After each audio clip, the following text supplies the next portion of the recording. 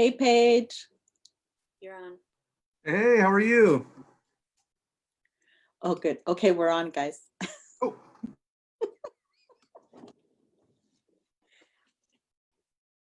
Good afternoon, everyone. My name is Cheyenne Brady. I work for the Center for Native American Youth. I'm here today to kick off the Communities of Healing campaign that the Native Wellness Institute is housing for us. I am here with three amazing ladies, Jillian Joseph, the Executive Director of the Native Wellness Institute. Hello, Jillian. Nikki Petrie, the Executive Director for the Center for Native American Youth. And Stephanie Craig Rushing, the Project Director for We Are Native, as well as Miss Lael Tate. Lael, do you want to say hello? Hi, everyone. My name is Lael. I work at the Northwest Portland Area Indian Health Board as a Suicide Prevention Project Coordinator, and I also work really closely with We Are Native. All right. So today, Lael and I will serve as moderators to get insight and direction, guidance from these three amazing ladies that we have on our panel today. So one of the reasons that we have these three organizations represented is because we are collaborating this month to promote self-love for our Indigenous population. And so I will give space to each of you to be able to elaborate on what this collaboration means to you. Just as a quick reminder, we have 4 campaigns within this collaboration. We have Celebrating Self-Love Call for Submissions, which will be launched this week, the Communities of Healing Power Hours, which we're kicking off right now, and the Self-Love Bingo Challenge, which is currently being shared on social media on everyone's platforms. And then we will be creating a resource kit towards the end of the month here. So I want to kick it over to Nikki, as this collaboration was kind of came from you. And so I want to give you the floor to explain what you see, what we hope to get from this collaboration. Sure. Before I do, I want to acknowledge, hi, Amanda. I just see that you just joined. I'm happy you're here. So, there are so many different things that are going on within our own organizations. And I think that COVID has really helped myself grow in redefining what being a good relative is and how can I be in good relation with like-minded organizations. And so I just saw it as an opportunity for us to bring in our sisters and aunties from the Northwest Portland Area Health Board and the Native Wellness Institute, just because out of true admiration and respect for the work that you do to empower and love and support Native people. And what way can we come together as a collective and just truly make Native youth really feel the love from us? And so, Cheyenne, as you had said, there's a bunch of different ideas, initiatives. I'm sure the more that the three organizations come together and talk, the more ideas we're going to have. And I just really look forward to continuing the good work that we're doing together. Jillian, we'll pass it to you. Okay, awesome. Thank you. Well, good afternoon, everyone. I'm super excited to be here, and this is our week 27 of our Native Wellness Power Hours, and that just still blows my mind away that we've been doing this long, and we were so happy to welcome this collaboration here, and we have our whole week set aside this week on the Power Hours to this campaign. So when Nikki first reached out, and thank you, Nikki, for that, I thought it was awesome for several reasons. One, we are modeling, like, for ourselves and for the young people that work within our agencies and for the young people that are out there, like what a healthy collaboration looks like. And I think because of the lasting impacts of trauma, we don't often see healthy collaborations or even know what a healthy collaboration is. Kind of similar to like healthy relationships. And it's that, it's because of that is like why we do a lot of work around healthy relationships. And I know, lots of us do as well, is because we need to show people like what those are. So I'm just super happy to be involved in this because of the healthy collaboration. And I remember back when our Indigenous 20-something project started their movement, and one of the 2 words that they used was healthy collaboration. And I suggested that they really like spell that out for people because especially people like in my generation and older, and even some of younger than my generation, like I said, we don't know what that is. And so so I was super excited about that, modeling the healthy collaboration. And then I was super excited that some of us, like the project directors and things like that, were providing space and opportunity and mentorship to Cheyenne and Lael and some of the other younger ones, like helping them to lead the way and facilitate these calls and stuff like that. So I was super excited about that as well. And then of course, just super excited about uplifting our young people this week. You know, we've all been in this just bizarre time. 2020 has just been a bizarre year, right? A pandemic and a revolution. And for those in the West, fires and smoke and, you know, just all this kinds of stuff. And so really spending a week on self-love and lifting up our young people and providing support and, you know, words of encouragement. I just been looking forward to this week. So thank you. Yes, thank you, Jolene. Stephanie, I'm gonna kick it to you. You have anything to share? Yeah, I mean, our organizations have been working closely with each other for a long time.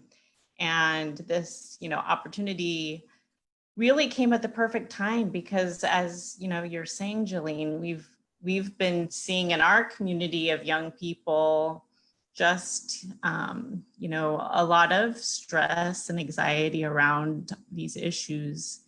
And we were looking to find new opportunities to support young people right now, and the very different situations young people are facing, either going back to school or learning remotely, or dealing with all of these changing scenarios. It seems like what is happening in the world is changing on a daily basis. And so really pooling our resources between our organizations and pulling our staffing and connections and know-how to dig deep into these topics and support each other's work and expand the reach of the work that we're doing, leverage each other's skills and assets. I think that's one of the really big synergies that we bring to this, working together,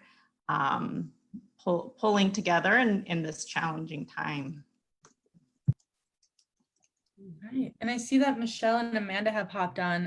If you guys are willing to share during this panel, feel free to hop in. If you guys want to share really quick your guys' titles and organizations that you work for, and then we're going to hop into some questions for our three panelists, Jolene, Nikki, and Stephanie.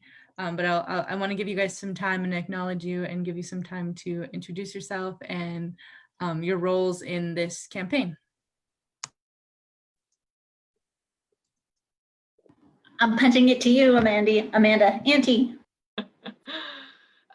Yeah, thanks for, I was happy to see the invite and glad to be on the call and see all these beautiful faces here. My name's Amanda Gaston. I'm from the Zuni Pueblo in New Mexico. Pronouns are she and her. And I work with We Are Native as Ask Auntie.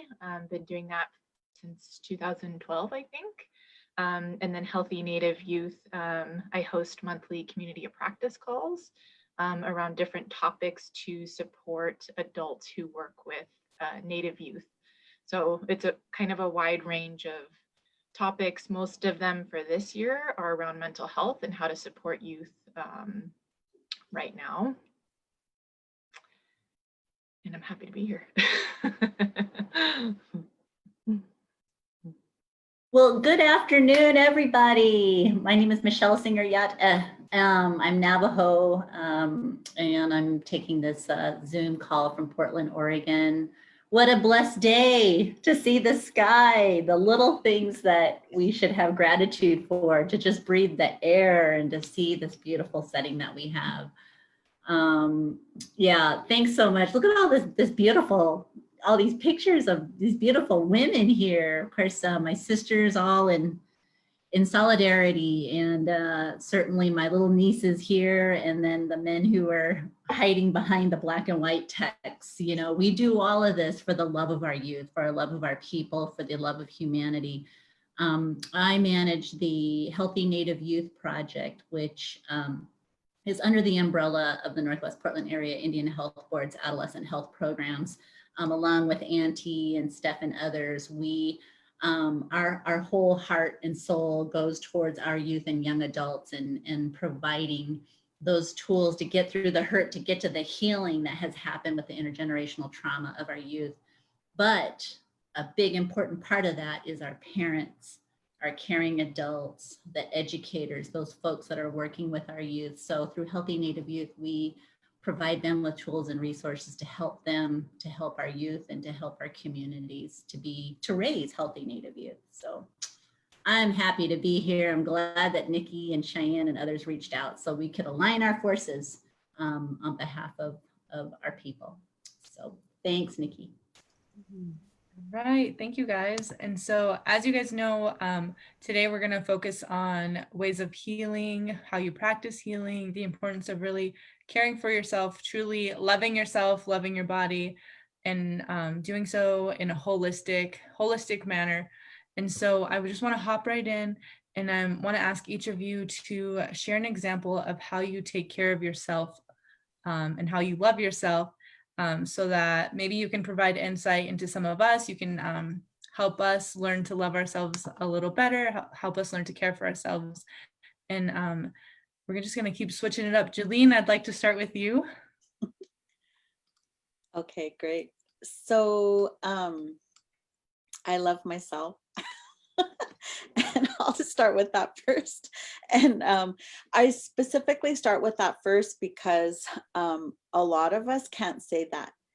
And it's because of many, many different reasons. But sometimes some of the stuff that we hold on to, even like the self-talk, the things that we say in our heads about ourselves and to ourselves, like contradicts that, right? And so, you know, one of the beautiful things about healing is like we begin to like ourselves.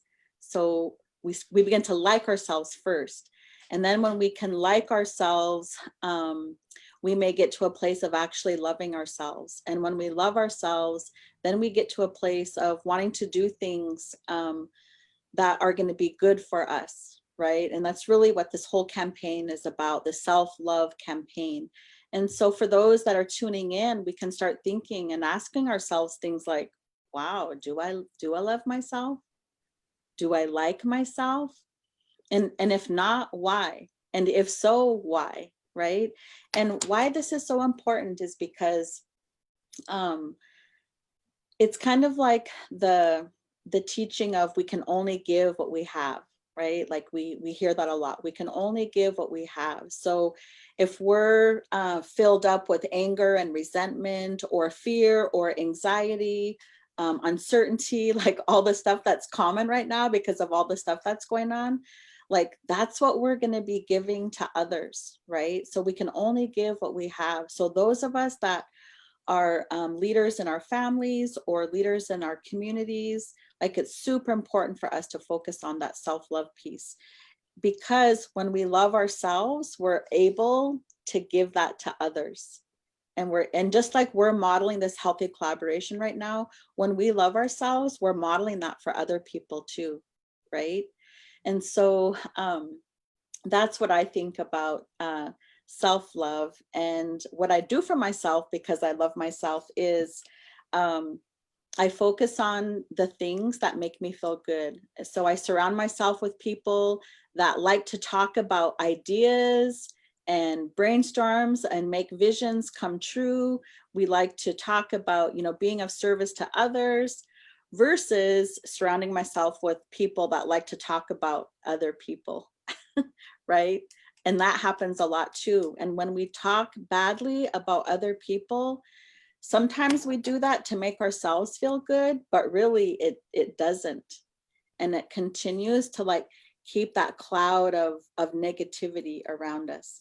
And I specifically wore this shirt today because when we love ourselves, it usually means that we've done our own healing, or we've at least, you know, we're farther along in our healing journey, because healing is like, it's a process and it's a journey. It's not a destination. But when we heal ourselves, we're able to help create that healing space for others. So like healing people heal people. We don't actually heal people, but we create the space for healing. Just like all these beautiful faces that I'm looking at right now are people that love yourselves too, and you want healing for others. So we're creating the space and we're creating this opportunities for others. That's what people who love themselves do.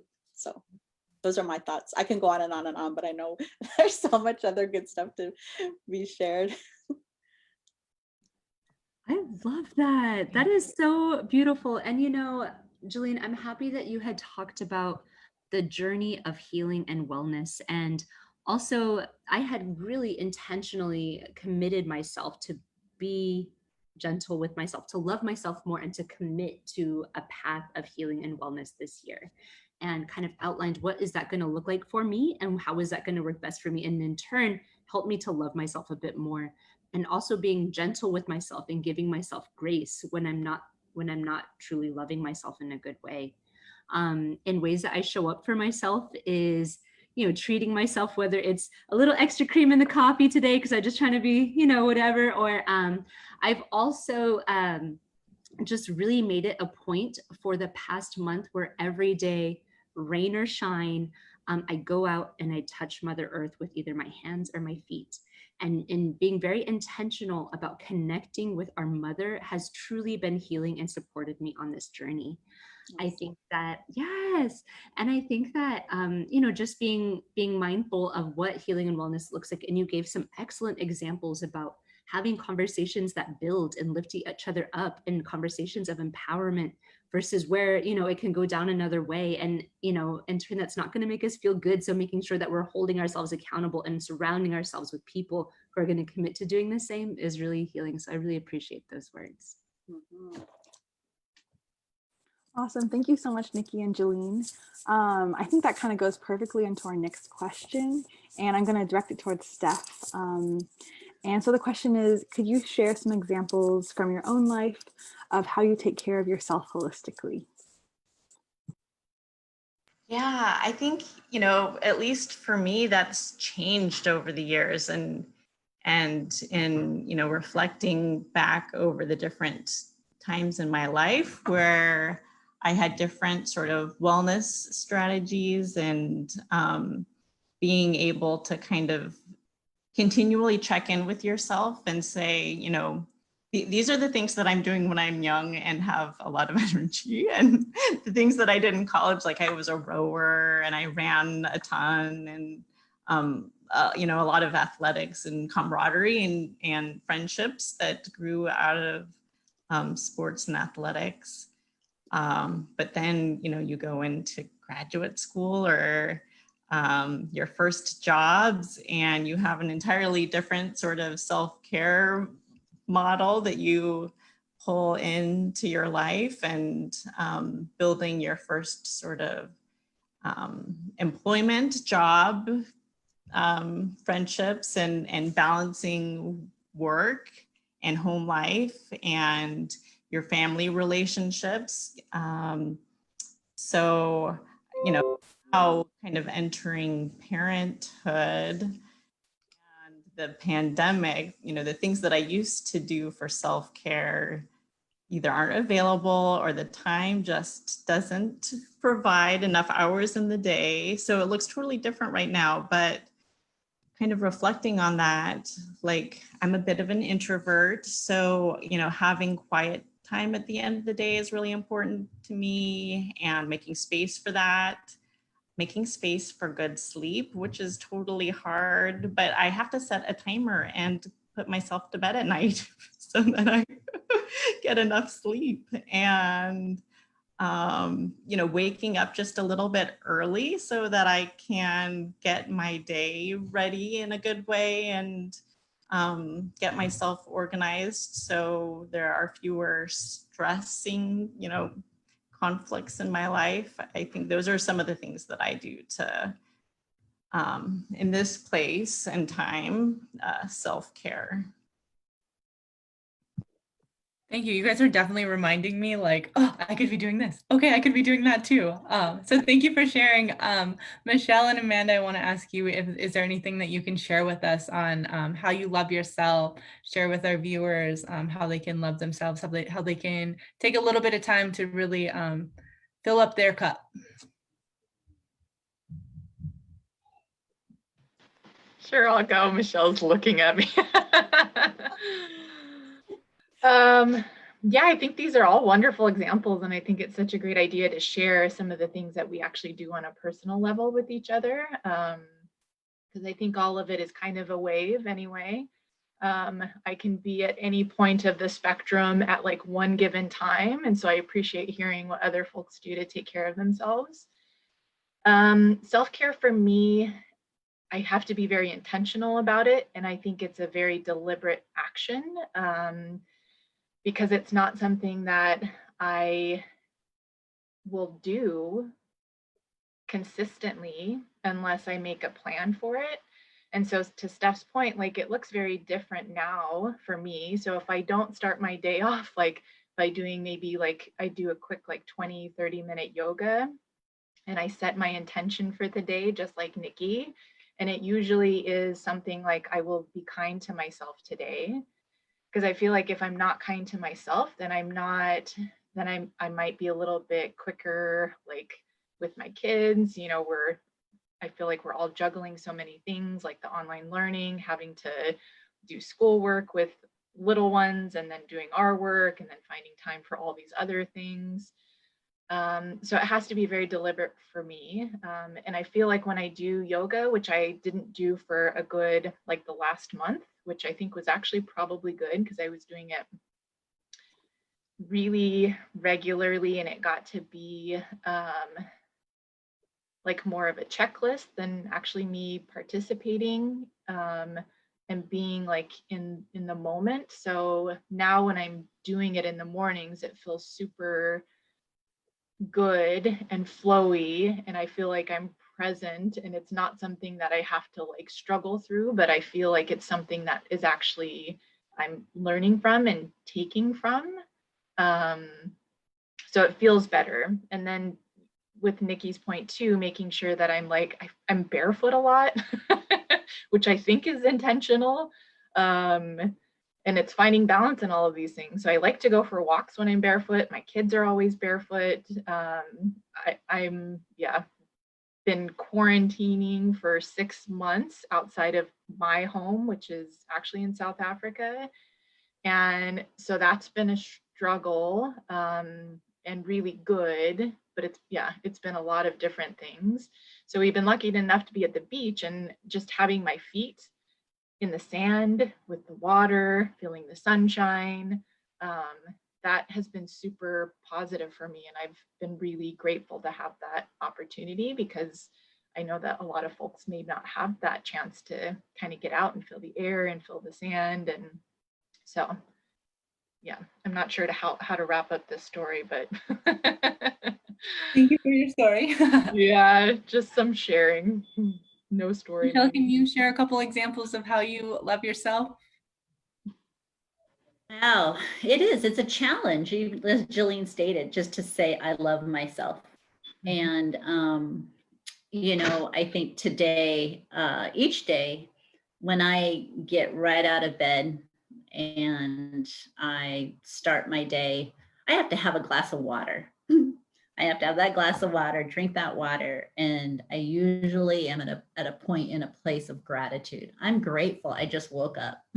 I'm grateful I'm looking outside. I'm grateful I have today. And what that means for me is I don't know what my day is going to hold before me, but I always need to remember several things. And it's like what folks are talking about, intentional, and kind of the same message of what it was like when I was younger to now is different. It was easy to go when I was young. I had that vitality and that resilience, and I could just bounce right up and go. But today I'm much more intentional in taking that time out in the morning to have quiet time, even if it's just a minute. And for me, my mantra is the Serenity prayer. I start out my day every day with, Creator, grant me the serenity to accept the things I cannot change, the courage to change the things I can, and the wisdom to know the difference. And when I say those 3 lines like that, and I say it all throughout my day to kind of be a touchstone to my spiritual health, my spiritual connection, because one elder told me once, and it's crude, but it sets me in the present. He said, 1 leg in yesterday, 1 leg in tomorrow, you're pissing on today. So I can't change yesterday. I can't change it. And I don't know what tomorrow is. I can't future trip on that, but I have today. And so I start my day out like that. I try not to get bogged down with things that I have no control over, and it has to be intentional. But good hydration. I just went for a walk 20 minutes before this out on my neighborhood, and I heard eagles flying over me. And I mean, that to me was like, with no headphones, with no nothing, I took the time to listen, to really listen. And that grounds me. And then reaching out and seeing all of you all, and it's great to see you on the Zoom, but I really selfishly want to see you in person. So one thing I did today was pick up a phone and call a colleague and actually have a talk by phone, that practice of reaching out. And whether that be for work or for social pleasure, connectedness is very important. I too am like Steph, I'm a bit of an introvert. I like to have my quiet time.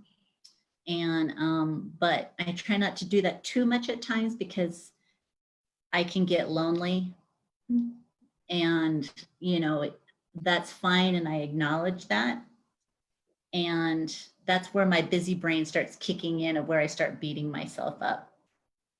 And what I would rather do is love myself, reach out and call somebody and be of service to someone else and find out how they're doing, what's going on in their day, because it gets the focus off of me. But I feel better because that person feels better too. So that's my way of doing it. And plus I love sports and music. That'll get me going every minute. The Outcast commercial lately, and I hear them sing Hey Ya, I'm like, that sounds native. So it gets me in a good mood. So TV is not all bad, but it's just good stuff. Find your joy and what gets you going. That's what my mantra for the day is. Thank you guys for giving us insight into your lives, and a quick recap if you weren't able to listen. Jillian talked about giving being that person and creating that space of healing. She talked about healing people, heal others, which isn't, she mentioned like that's not you're healing them, but you're allowing for that space for them. Nikki talked about being outside and touching the earth and really grounding yourself in where you are and being thankful for where you're at right now. Stephanie talked about taking a drink of water, like putting good things into your body, taking time for yourself. Amanda mentioned yoga, getting out and moving. Michelle mentioned getting out and moving and being outside again with Mother Earth, and also calling a friend and just nourishing those relationships. And so thank you guys for sharing. Moving forward, we're all Native and have insight into our culture, and I want to ask and touch on how you think that your ancestors might have practiced self-love. So two-pronged question: how you think they practice self-love, followed by do some of these same practices show up today in how you practice self-love? So like, are there, with how you practice, is there a tie to maybe how they might have practiced? Is there anything that we can maybe learn from them? And I'm going to start out with Nikki. Here I was just like, oh, maybe I could just build on something someone else said, but I'll go, I think that something that I know that our ancestors must have practiced is just laughter. And I think that even in this healthy collaboration that we have, the times that we have Zoom together, or times I've like texted or called somebody, like Cheyenne, whenever you and I talk, whether it's, business or whatever, like we laugh so hard. And afterward, it feels so good. Like my stomach hurts, my makeup's all watery from, from like, crying because I'm laughing so hard. My cheeks just hurt. But I know for a fact that our ancestors must have just really enjoyed laughing and being together and holding that space. I think also, one of our cultural teachings is just the healing power of water, and turning to the water and letting the water kind of, just really heal you in a way that works for yourself, whether it's through staying hydrated, whether it's, giving gratitude to the water when you go out and touch the water. There is just so much power in the sacredness of water. And so that's something that I do as far as self-care and self-love, is when I'm going through a rough time, I think about waves, and I think about how one little drop can just create this beautiful ripple. And I know that when I go to the water and I have a heavy heart, that if I offer it to the water, it has the strength to take care of it for me. And in turn, when times are good, I know to return to the water again and thank the water, and just show gratitude in the best way. And so that's a cultural teaching of mine. It's been passed down from our ancestors, is just to remember the healing power of water. And so that, water and laughter, but yeah. Thank you, Nikki.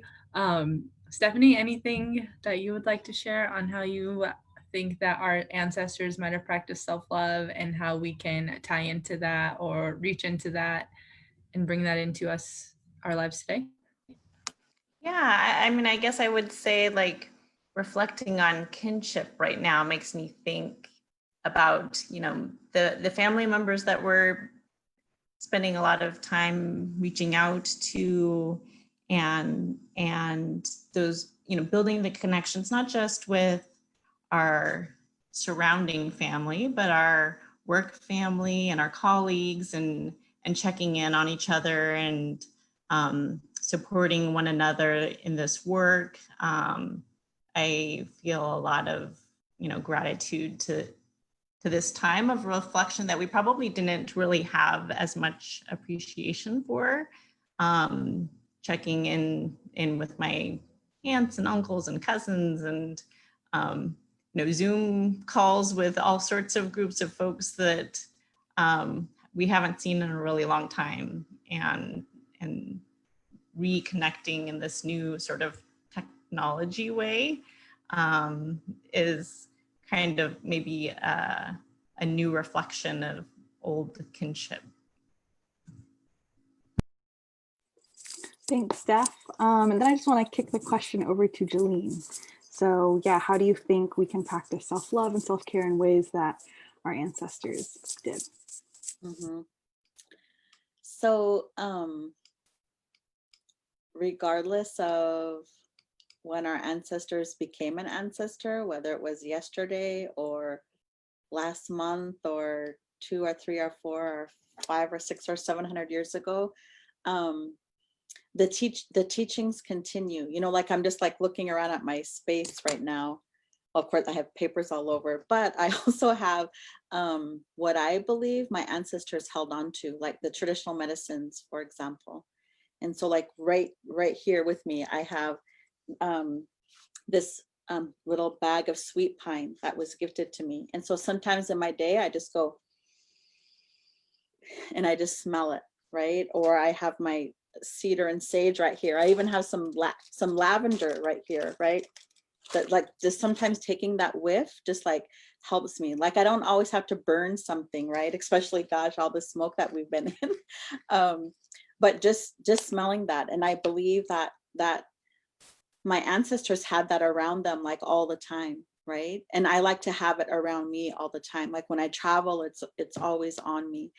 And then also, if I look up to my left right here, I have a gift from when we did some work in Australia, and they gifted me with this emu egg.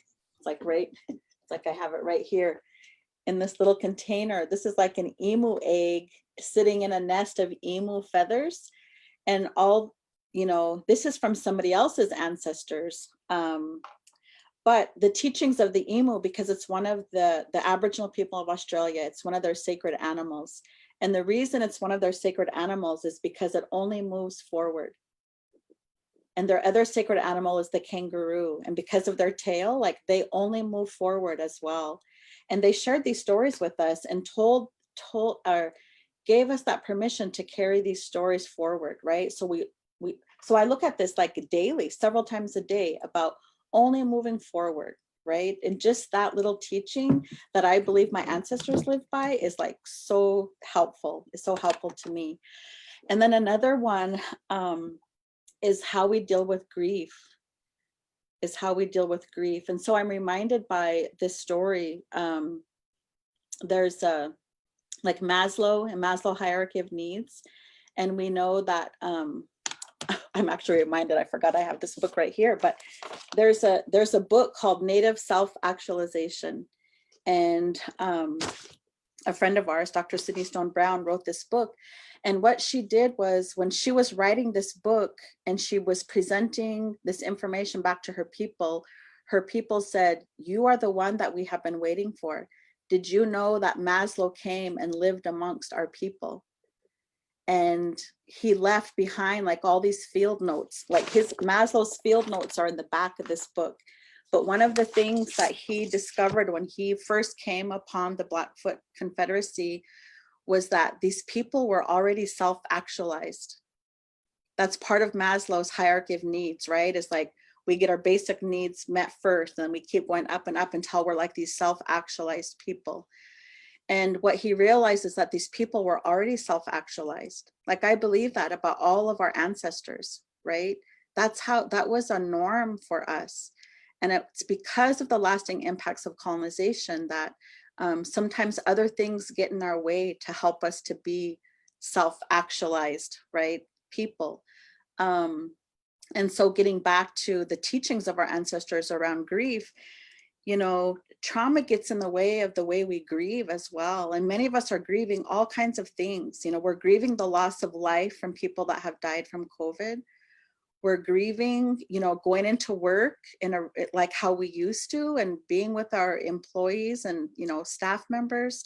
We're grieving, you know, how schooling used to be. Like we're grieving all kinds of things. For those of us in the West, we're grieving, you know, our land that has burned and homes and all that kinds of stuff. So we've been in like this constant state of grief, especially in the last 6 months, right? And it's like one thing after another after another.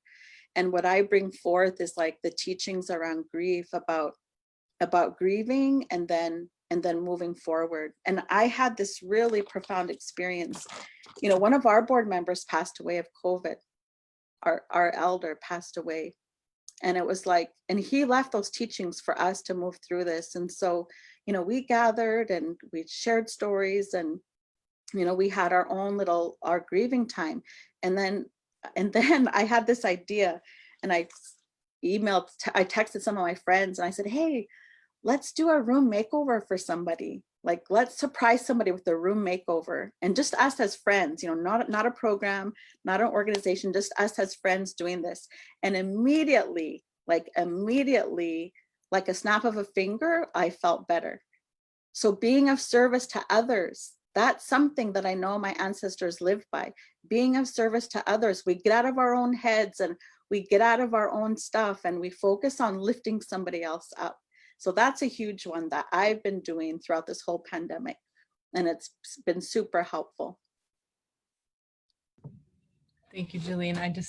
I love hearing from you. You always have amazing things and amazing teachings to share with us. And I want to give Michelle a chance to answer the question. So the question was, how do you think your ancestors practiced self-love, and how can we reach back and utilize those practices today? Thanks, Cheyenne. Yeah, I just sitting here thinking, you know, when I think of, I think specifically of like my Navajo maternal and paternal grandparents. And, you know, I just remember my relatives and I remember the land. And, you know, I think about my grandparents and all my relations from back home. And, you know, the love and the care that my grandparents would always talk about is, you know, having that spiritual health, have your spiritual connection, you know, remember Mother Earth, remember Father Sky, remember, you know, your relatives, always remembering and saying, never forget where you come from and home. And that can be relative. That could be a literal geographical location. It could be a town, it could be your reservation, it could be your family, it could be a variety of things, and the land, and you know, there's just different things, but also too, so when I think about back home, or I think even here in Portland, I have two homes, Navajo Reservation here in the Northwest. I grew up between the two. I mean, that's home to me. I feel a sense of love in being a caretaker and responsible, as well as others who are my neighbors and my community around me. We have an investment in that. That's love, giving back to our mother. Love your mother, as you hear. Another thing I think about also too is, you know, my relatives would say, my grandma used to say, there's no such thing as white people. Pelicana, you know, she'd say that everybody comes from somewhere. You know, we're all relatives, we're all human beings. They come from somewhere, get to know who they are, be nice, you know, be respectful. You know, we share amongst each other as human beings. And so I always think that, you know, unfortunately, in these times of the racial uprisings, you know, there is a movement afoot, but also too, we're all neighbors, we're all relatives, we're all human beings. We should get to know each other, in education, and out of sight, out of mind's got to go away. We've got to be present and be visible to learn from each other. And then my last thing I would say is, you know, even to this day now, you know, we have our elders, we always say, give back, give what was free to you. You have a responsibility to pass it to those behind you.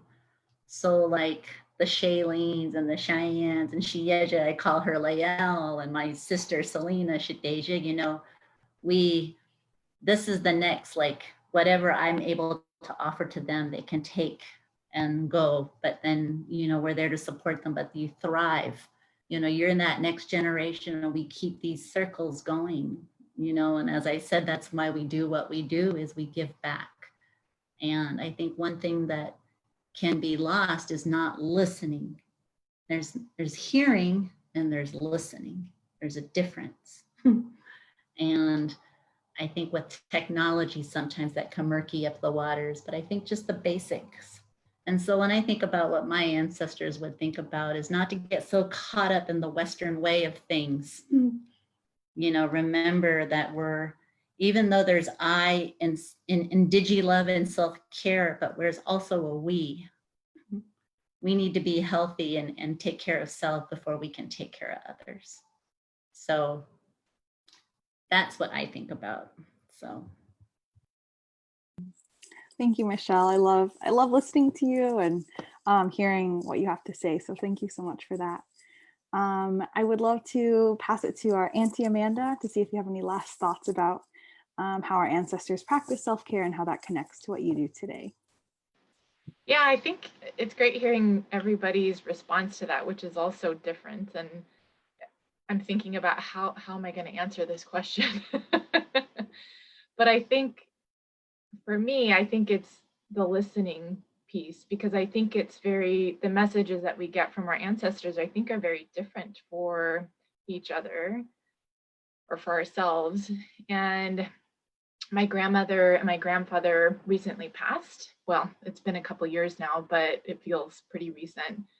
And I think, you know, to Michelle's point, the listening piece, I feel them all the time. I feel they're talking to me all the time. And I think, you know, the two words that stand out are humor and humility.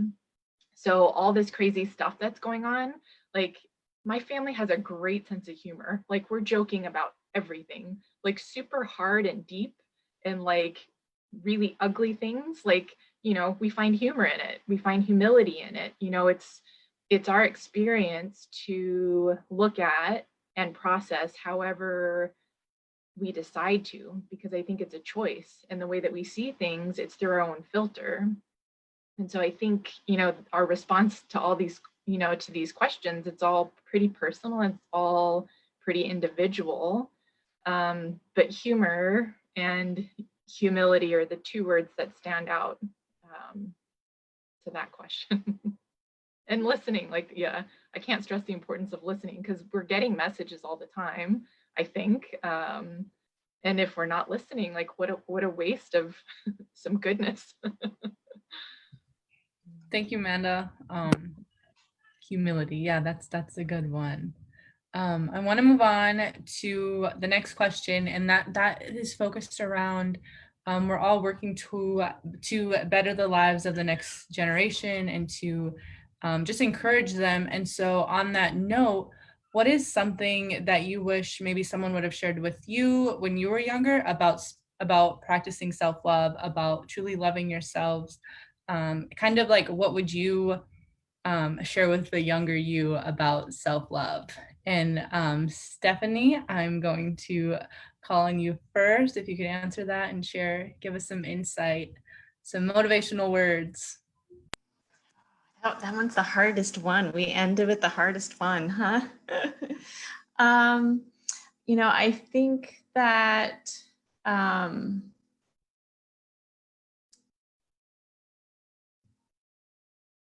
gonna have to take a pause. Can you come back to me? I can. You're the next in my view. Just on what you would share with younger Nikki, or how you can be that person that maybe girls your age needed when they were younger, encouraging about self-love, how to love yourself. I think that when I was younger, and I know that maybe at times in our life we get caught up in the peer pressure. And I wish that I could tell my younger self that it is okay to set healthy boundaries. And, in turn, it's protecting your and it's protecting your values. And I think that now I have a lot more love for myself, where I'm able to project them, and in a good way, obviously, in a way that builds, but setting boundaries that are going to be healthy and good and kind, I think is something that I wish I would have encouraged myself a little bit younger, to just really support. I think it would really support myself. I don't know, finding my voice a little bit more too, and not being like, gosh, one of our staff had said one time, and it was so beautiful, and I think about it today when I go into spaces, is don't be afraid to use your voice even when it shakes. Yeah, I agree. So setting healthy boundaries and being able to utilize your voice. Jillian, can you share with us what you would share to your younger self, or to some of the youth right now about self-love and how to love for themselves, and just some guidance or something that you've learned along the way? Mm-hmm. Yeah, sure. That's a great question. I love that question. Well, the first thing that comes to mind is always know that everything is going to be okay. Everything is always going to be okay. Even if we're in this moment of time where we think the whole world is, falling apart or falling down around us, like eventually everything's going to be okay. So that's one thing. Always know that everything is going to be okay. And that times of challenges and, grief and loss and all of that is just a brief moment in time. And then the other thing that I learned as an adult that would have been helpful early on is, with every upset comes a new setup. With every upset comes a new setup. So what that means is, like, you're gonna change and transform, and you're gonna move through this and be better because of it. So with every upset comes a new setup. And then the other thing, somehow the way my mind is wired is, when I was younger, like, I didn't let other people's words or behaviors like shake me. And so maybe that has to do with confidence. Even like with my siblings, if my siblings would say, "What are you wearing that for? That's ugly." My response, I would say, "Well, if you don't like what I'm wearing, don't look at me." Like, so it's always like just solution oriented. Like, well, don't look at me if you don't like what I'm wearing, Or I remember one time my friend had a boyfriend, and I didn't have a boyfriend, but his friend liked me or something. And we were talking on the phone one time, and he told me he loved me. We were like in 8th grade. And I was laughing. I laughed. And he said, well, aren't you going to say it back? And I'm like, no. Like, and he goes, why? I go, because I don't love you. Like, we're only in the 8th grade. We don't even know what that means. So just even like that confidence to say that, so for the young people tuning in today, what can you do to help to build your confidence, believing in yourself? And your self-confidence ties back to that self-love piece, right? And even if you have to go back a step and start liking yourself first before you can fully love yourself, like start exploring that for yourself, asking yourself that question. And what can you do to boost your self-confidence, to believe in yourself and feel good about yourself and how you are in the world? So that's what I want to share. Thanks, Jillian. That's a really fun story. I love it. I want to see if Steph, if you kind of thought of some things. Yeah, I thought of one. Oh, awesome. So, it took a little reflection, but I think, kind of lessons for your younger self, like every time I thought that I'd hit, a bump in the road or a door was closed that I wanted to enter, like there was kind of a reason for it. Not that all things happen for a reason, but that things that seemed like, really monumental turned out to be, those sort of hidden gems or opportunities that arose as a result, or places where I had to pause what I thought I was going to do and reassess and regroup and find another way. But every one of those roadblocks, brought me to a better place. And so, looking at them not as impasses, but temporary. Mm-hmm. Thank you, Steph. So a quick recap for people who might not have been tuned in. We're trying to share words of encouragement, words of advice with the younger us, or the younger people who might need some encouragement on how to self-love. Some of the things that our panelists have shared so far are setbacks can be setups for greater things. First loving yourself, but then after you've figured out how to do that in a way that's suitable for you, finding that confidence in yourself to speak up, which leads us to our next point, is utilizing your voice, being able to speak up and use your voice, setting healthy boundaries, knowing when to say no. It's okay to protect your space, protect your being, and then understanding that roadblocks are temporary, and going back to setbacks can be setups for greater things. And so I want to kick it to Amanda to share some advice, some things that you have learned regarding self-love, things that you wish that someone could have shared with you when you were younger about loving yourself. So something that comes to mind, and I do want to recognize that we all have a level of confidence that is different from others. So I feel probably likewise with Jillian. I was raised with boys. So I think my experience with being funny and smart, and someone people wanted to be around with boys has shaped probably the way that I see myself today. But something that I say to myself, and I remember saying it to myself like as a 5-year-old, I promise, was that I'm here for a reason. And I don't know if it was my ancestors who were whispering to this. I don't know where this message came from, but from a very early age, I knew that this was true. So I want to say that to youth, and it's something that I have to remind myself with to this day as a 40-year-old, that I am here for a reason, that I do have gifts, and that it's my responsibility to foster those gifts because they've been given to me for free, and it's my job to give it to others. And something else that I think is really lovely that I try to remind myself about and try to remind my kids about is that we all have stardust in our bones. And I believe that it's true. So those are the two things. We're here for a reason, and we all have stardust in our bones.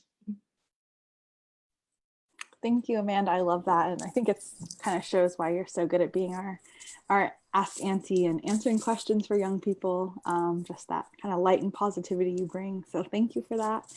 Kind of to close us out with this question, I want to see if Michelle has an answer to her younger self or to just young people out there right now. Well, my feedback to, or I should say my comments to a younger self would be, is to not be afraid to ask for help and to learn about communication. You know, that what I see in movies or what I see in books are not real to a certain degree. Like there's a bigger world out there, and especially when it comes to feelings and emotion and love. My younger self didn't know how to communicate. I didn't know how to love myself or another person. I didn't know what fear was. I didn't know what being afraid or hurt or pain. I just knew, okay, good, all right, that's fine. And I would go off. And I wish that I would have learned what those feeling words were as a young person and how to own those feelings and also how to work through those feelings. And, you know, I think what's the beauty of today with the We Are Native and the resources like we have now for youth is my younger self wouldn't have to do that alone anymore. There's people like me that are out there, and there's an auntie, and there's an uncle, and there's a cousin, and there's a, you know, a teacher, what have you, who can hear my goals and my dreams that I one day want to do ABC. And it'll manifest itself and they'll be there for me and I will be walking with them. And my younger self would see my schoolmates or our cousins or little ones see, I did it. And I think that that's what my hope would be for the young people out there today, is there can be challenges, there can be pitfalls, but you are an image of our creator. We're all beautiful people. Own it, live it, breathe it, and don't need to have to change yourself with a filter. You are who you are and embrace it.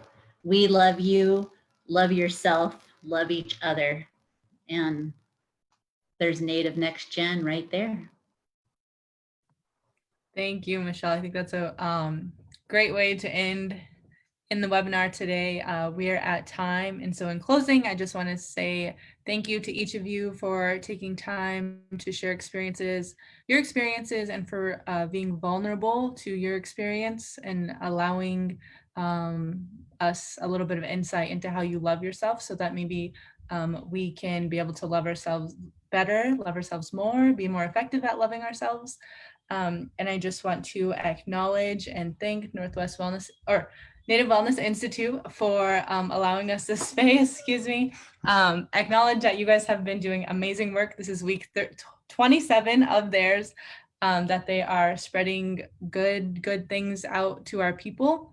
In closing, I also want to remind you guys to set up to vote, take your census. A part of this collaboration, there are other initiatives going on. So you can check out We Are Natives social sites. You can check out CNAYs and NWIs, and you can do some self-love bingo.